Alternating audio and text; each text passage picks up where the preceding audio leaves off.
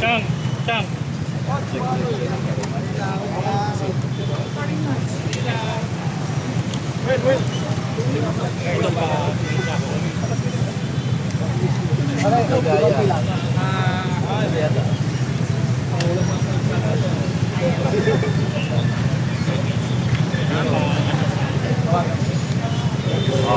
Sige, pasok mo yan ng ulit. Okay na? Good morning. Nandito po tayo sa City of Manila. Pare. Well. Para po magsagawa. Ah. Well, tapos na konti. Naman po natin ang last road. Mabigat yung pagbaha po dito. Nagkasabay po yung malakas na pagilan. At dapat po plus the fact na medyo marami na po dahil kaya po nag-isip po na nag-isip po kami ng dito po sa City of Manila. Siguro ka na siguro po mapaliwanag na nalilinis ng huli na 3 weeks ago, ngayon madali na naman yun. What seems to be the problem? Siyempre yung solid materials, clothing, everywhere, will end up in the City of Manila. Because at the end of the day, masasatok yung tubig. So, marumi yung tubig sa labas, yung tubig niya marumi yun, pupunta rin sa amin. But for today, we're just very grateful to MMDA and to the team na tinutulungan kami sa aming daily activities na declogging, clearing of any form of solid materials under our roads, mga drainage na whether culvert, pipes, and so on. So, malaking bagay ito sa mga taga-Manila. At hindi ito magiging solusyon sa masasabi natin wala nang bahan next week, umulan, o tomorrow. But it will ease, cushion the level of water, that's one. Second, yung daloy na tubig, the good kind, after the rainy days, ay madaling maipapump out sa labas ng Manila through our Manila Bay. But hindi doon uminto. Isa sa malaking gagawin ng MMDA namin, nagpapasalamat. Kahapon, Chairman and I went to USD through the effort of MMDA, engaging private properties or areas to participate in development of our drainage or flooding problems in Metro Manila. Hopefully, maging successful yun, mga initial meetings. Although in the past, they have attempted already, but Chairman and your city government is in sync with regard to this type of plan. Now, with regard naman to our public places, Chairman gusto niyang gawin yung isang aming property noon sa may Remedios, yung Raha Suliman, na maging water catchment din. At yung circle namin, what we call Remedios Circle. So these are in line with our general master plan, drainage master plan ng city government of Manila. At natutuwa rin kami na si Chairman Artes at ang MMDA ay gagawa ng mga drainage system base na sa master plan ng Manila. Kasi natulad ng Quezon City, magkatabi kami, si Mayor Joy, may master plan na rin ang Quezon City. Ang Manila meron na. Pag-uusap na lang yung mga tubo. And that will happen through the leadership of MMDA because this is an interlocal government unit na. So, one way or another, it will take time to develop these things. But things are moving on with regard to infusing physical development. So, tama po ba ngayon? Water impounding facility tayo talaga mapunta? That's the one. It will cushion the level of water. it may solve a particular area's flooding, but it will not solve general flooding area. Talagang flood control project is the solution. And let us not confuse ourselves with what we are doing right now. This is a precautionary cushioning the high impact of load of water na yung what you call downpour, sabi ng mga scientists. Yun, importante yun. Na kahit papaano naman, yung mamamayan makatikim ng maibsan yung nararamdaman nilang araw-araw na kinakarap tuwing umuulan. And we know that already we are a tropical country, 8 months of the year, it's gonna rain, and it's getting worse. That cannot be denied.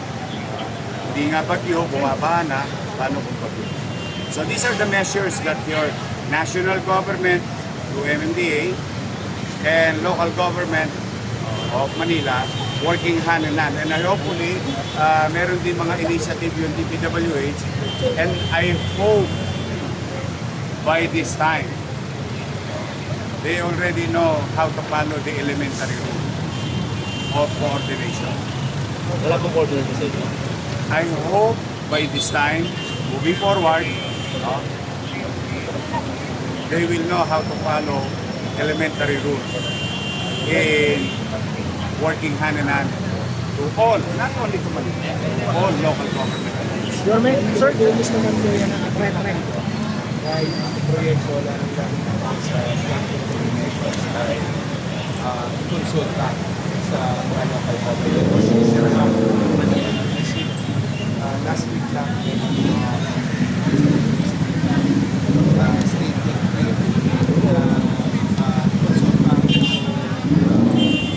local government. Dahil mas alam nila yung sitwasyon sa ground, sila yung araw-araw na nandito sa kanilang family. At alam nila kung yung problema, alam din nila mag-suggest nila sila. Yan po ay ayon sa direktiba na natin. Di ba pumping stations? So, mapagana.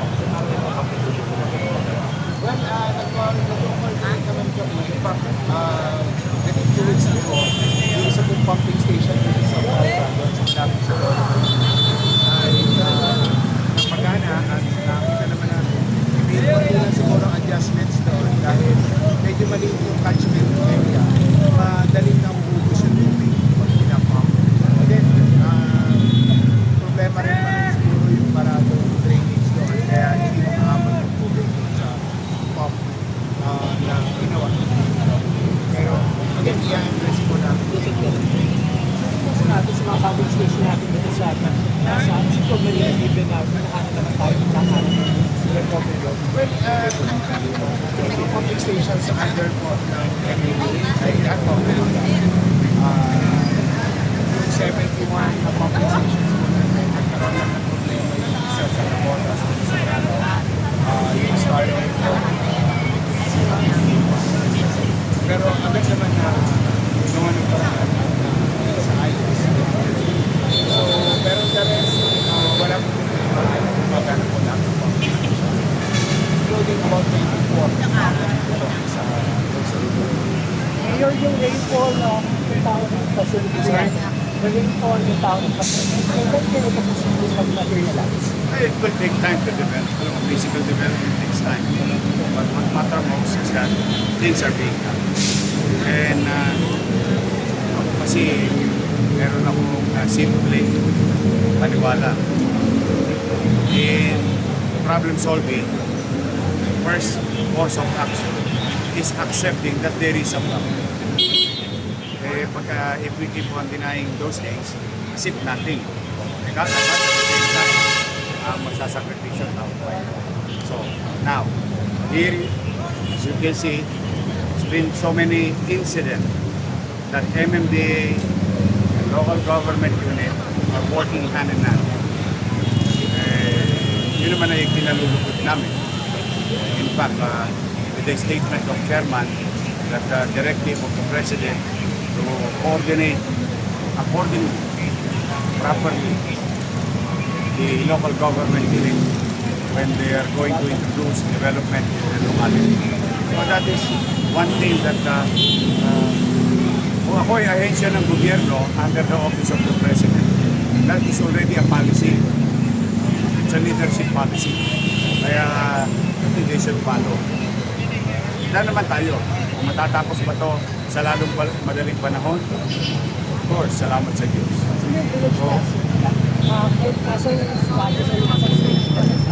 We just finished it when I assumed office. I had it done, studied in 2022. Natapos yan, itong pag-upo ko, lumati sa lamesa ko. Now we are implementing it, sharing it with the PWH, sharing it with MMDA. Because I, for one, sa city, on behalf of the city, we cannot build 140 billion pesos simultaneously to repipe, grade, culvert, and all other drainage system that are available under the master plan. Now, having said that, natutuwa nga kami, katulad na nabanggit ko na kanina, MMDA, magdadala kami ng pondo dyan. Nasaan ba yung ano nyo? Bigyan mo nga kami ng 100 meters. Bigyan mo nga kami ng 500 meters. Bigyan mo nga kami ng 1 kilometer. I hope that DPWH will do the same. Right. Eh siyempre, kung gagawin mo rin lang naman, doon mo na gawin sa tama. So at least alam mo, may uulian na maayos. So it will take time, but it's going to be done.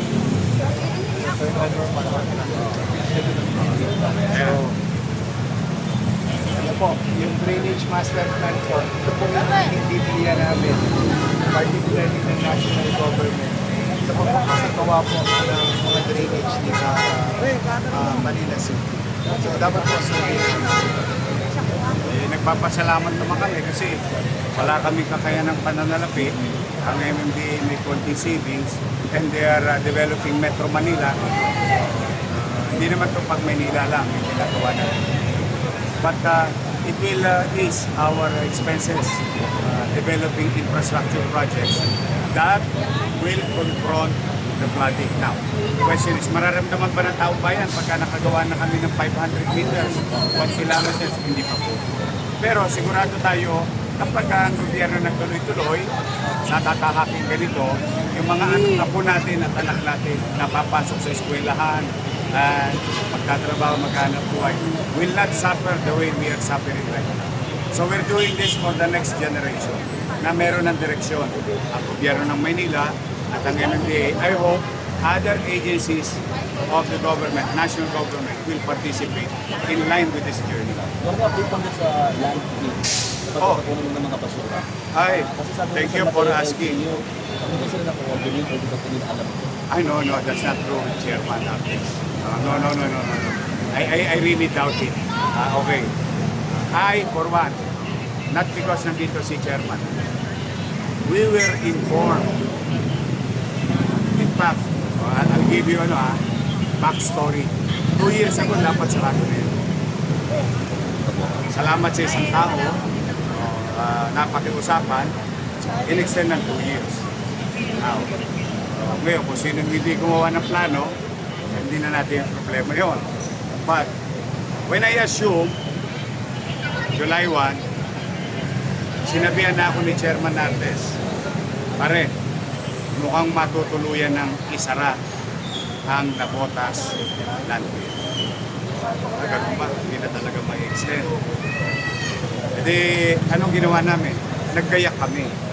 In fact, nagpunta pa kami sa iba't ibang bahagi ng probinsya looking for our fallback kung saan kami para maging patuloy na malinis ng Maynila. Then, due to lack of material time, kasi 2 buwan pa lang ako ngayon, so we created in 2 weeks time our own small transfer station, and we required our private partners to buy new hauling, the word is hauling truck, so that those dump truck namin na ginagamit or compactor na ginagamit sa Maynila for daily collection of garbage, hindi na magamit para dalhin sa Mayatang sa San Mateo. Kaya we're very happy, buti naman natanong mo. It's been a little less than 48 hours. We start with light operation, tapos nagawa na namin yung big operation. So far, okay. So far. Lahat ng iyan, nakasalalay naman sa transfer station namin. Yung koleksyon ng basura, nakasalalay yan sa transfer station namin at sa landfill kasi hahaba ang pila. So these are the next challenge. Kasi yung initial operation, what I am after, the Vice Mayor and I, and the city government is after, is kolektahin yung basura sa kalsada at komunidad. Yun, immediate. Kasi kundi uuwi lang dito sa pinagpagura natin. That is being done right now. And the next step is the logistical challenges. Because from a regular 10 kilometer, now you're doing 30, 50 kilometer back and forth. So, pero kami naman, in our own little way, nakapaganda ng konti. But, to state the record straight, everyone was informed by everything. Yun, way ahead. Ako, testigong buhay. I can attest to what the chairman attested. Mag-usap naman kami ng alam niyo yung San Mateo dancing naman. Well, yung San Mateo dancing naman, operation na yung system. So, may ECC yan, approve yan sa additional volume. Sir, Matras na konti. thank you. Additional volume sa again, nag-usap ng kahapon sa phone Mayor kasi na kami na utang pa siya at mag-uusap regarding this. But again, it's within the capacity po noong San Mateo Land yung additional volume po na dadalhin namin. Uusap din po kami ng Governor Rodriguez para po mapag-usapan din na yung division kasi meron pang mas malaki na landfill dyan sanitary landfill. So, just a matter of siguro communications dahil hindi lang siguro namin sabi agad kay Mayor Ome na may additional volume na dadalhin doon sa San Mateo landfill. Pero again, it is within doon sa ECC at doon sa volume na capacity allowed under the law. Ito yung ano? ba yung capacity? Hindi naman, sir. Ito, without disclosing the area, para lang bumigat naman yung... kaya naman, nandito na eh. Ayoko naman pasinungalingan siya na hindi kami sinabihan. Ayun o, without disclosing, a few weeks ago, naghahanap pa kami ng lilipatan. Kaya, hindi lang namin sasabihin sa inyo kung saan. It's been, so this is a proof na may nahanap kaming landfill.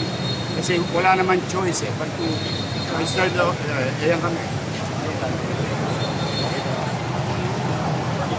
Ito yung plan B namin.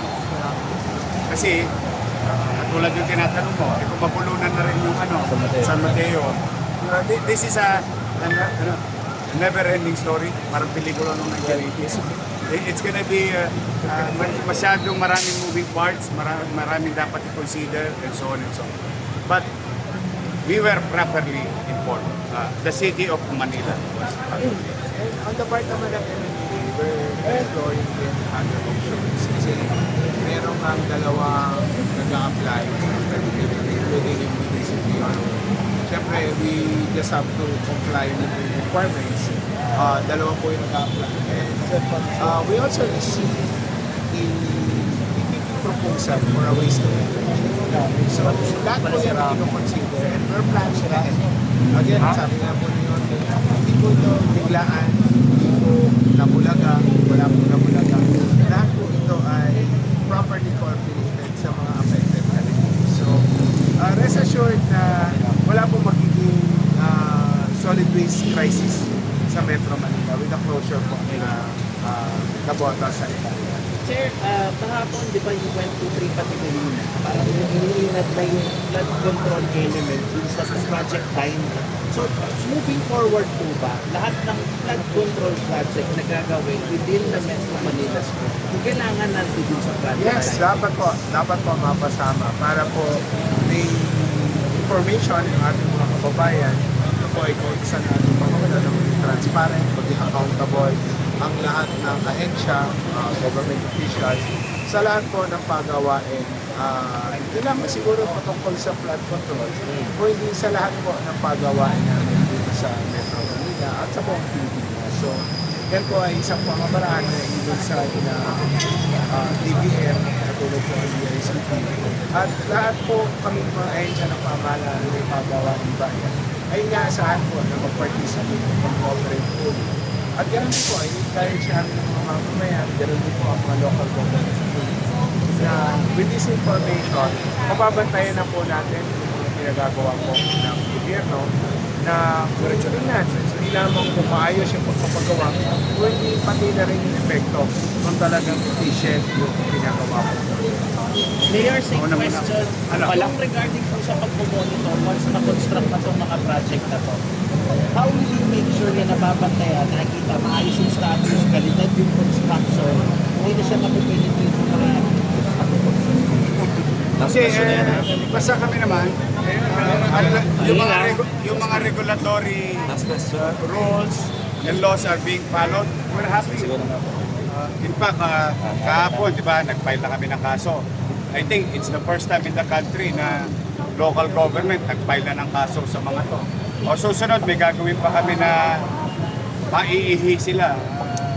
Pag hindi talaga sila nakinig, wala naman kaming recourse but to protect the interests of our people. In this case, the people of Manila. At the end of the day, that is our objective, our interest. Parochial ano to, attitude. No? May interest ang mamamayan namin, habang kami naman nakikilahok sa mga pagawain ng national government. And to put proof to it.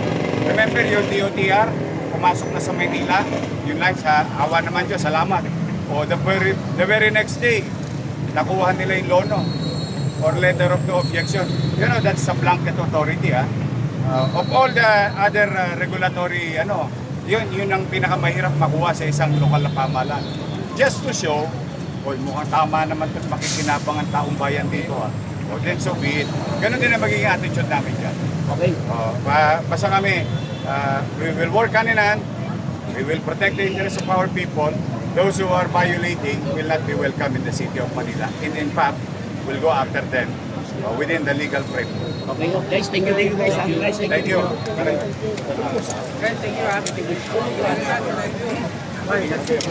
Thank you.